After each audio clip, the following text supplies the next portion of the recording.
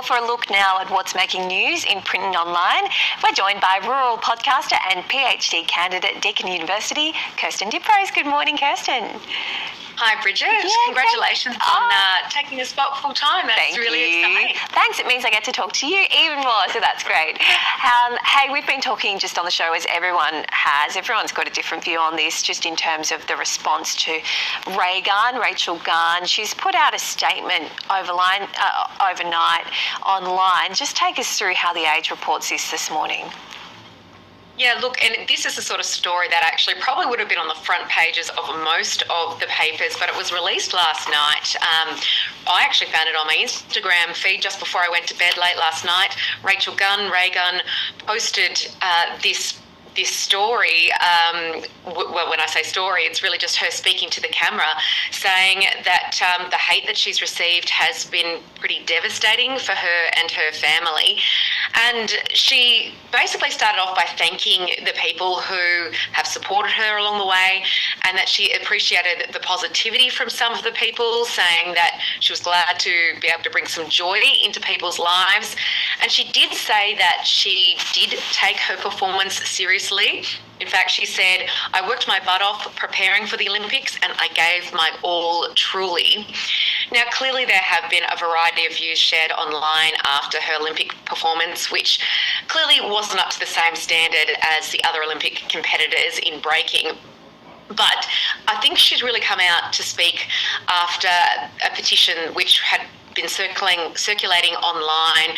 And look, the AOC has come out and said that this petition by change.org is misleading, that it's vexatious and that it's bullying. And the petition itself goes into some claims about the selection process. And the AOC yesterday came out and said that the process of selection has been transparent and an independent qualification was held. There was an independent qualification event and nomination process, and they've demanded for that petition to be taken down. But I don't think this is the end for Ray Gunn. She is still in Europe, she said, and she said she's going to take some time there. She had a pre-planned trip, and that she will come back and is happy to answer any questions upon her return.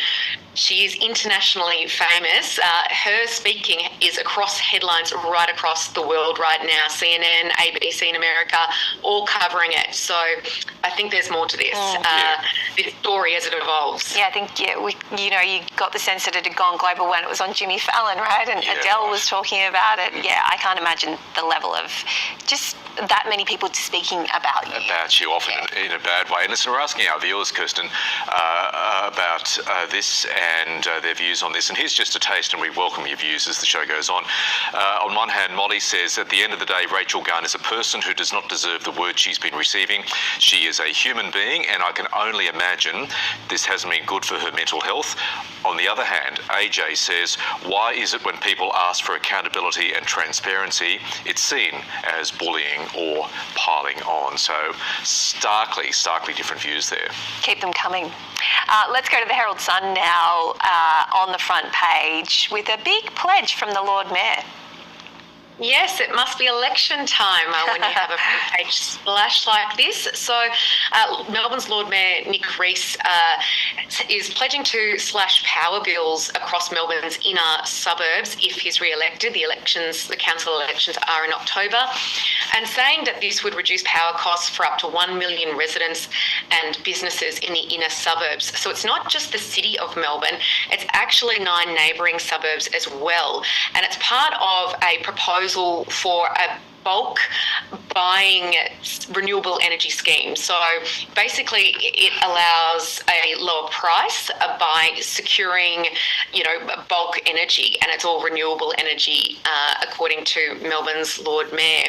So that's obviously one of those kind of cost of living election pledges that I think people like to see. And it's interesting though, the City of Sydney has a scheme that's similar to this. So perhaps there's an undercurrent of that because, I don't know, Melbourne always loves to go after something if Sydney's got it. But it's been dubbed M-Power, and Nick Rees says it could be Australia's largest ever community-led bulk purchasing scheme for renewable energy. but it won't come into place until 2026 if he's elected in October. Okay, let's finish up with the future of Rex Airlines. Daily Telegraph covering that. I don't know whether you heard any of my conversation a few minutes ago with Neil Westcott, the Mayor of Parkes in New South Wales, expressing the views of so many in regional Australia about the future of this airline.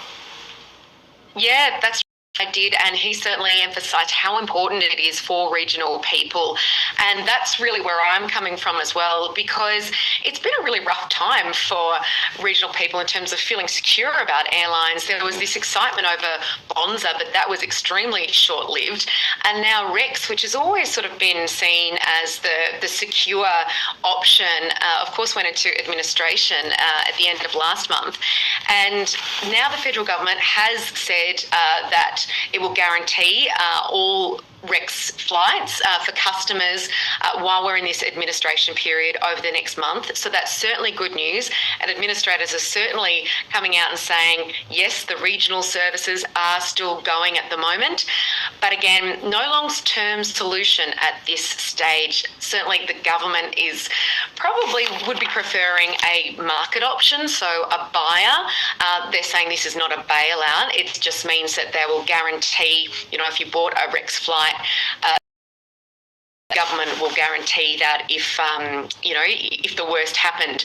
So looking for that longer term solution, certainly for regional airlines, because we need it here. Yeah, it's a long way to the city. It's a long way to each other. Yeah, very finely put.